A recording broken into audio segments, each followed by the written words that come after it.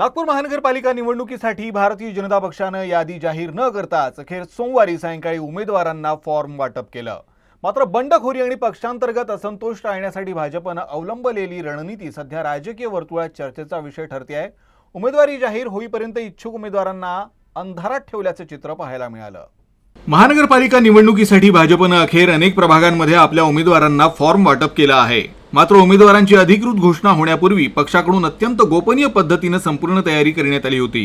प्रत्येक प्रभागात अनेक इच्छुकांना अर्ज तयार ठेवण्याच्या सूचना देण्यात आल्या होत्या। मात्र ज्यांना ए आणि बी फॉर्म मिळाला त्यांनाच भाजपचे अधिकृत उमेदवार म्हणून निवडणूक रिंगणात उतरवण्यात येणार आहे। तर अद्यापही अनेक प्रभागांमध्ये अनेकांना फक्त ए फॉर्म देण्यात आले असून मंगळवारी सकाळी निवडक उमेदवारांना अधिकृत बी फॉर्म गुप्तपणे देण्यात येणार असून त्यांना तात्काळ नामांकन अर्ज दाखल करण्याच्या सूचना देण्यात येणार आहेत। अनेक प्रभागांमध्ये एकापेक्षा अधिक दावेदार असल्याने अंतिम निर्णय घेण्यास पक्षाला अडचणी येत होत्या। या धोरणामुळे भाजपच्या कार्यकर्त्यांना शेवटच्या क्षणापर्यंत प्रतीक्षा करावी लागली। तर बंडखोरीची शक्यता लक्षात घेता आणि प्रतिस्पर्धी पक्षांना नामांकन दाखल होईपर्यंत भाजपनं कुणाला उमेदवारी दिली याबाबत माहिती मिळू नये यासाठी पक्ष नेतृत्वाने उमेदवारांची नावे अंतिम क्षणापर्यंत गुप्त ठेवण्याचा निर्णय घेतल्याचं बोललं जात आहे। उमेदवारी अर्ज देताना भाजपकडून अनेक नव्या चेहऱ्यांना संधी देण्यात आली असून यामध्ये अनेक विद्यमान आणि माजी नगरसेवकांची तिकिटं कापण्यात आल्याचं चित्र आहे।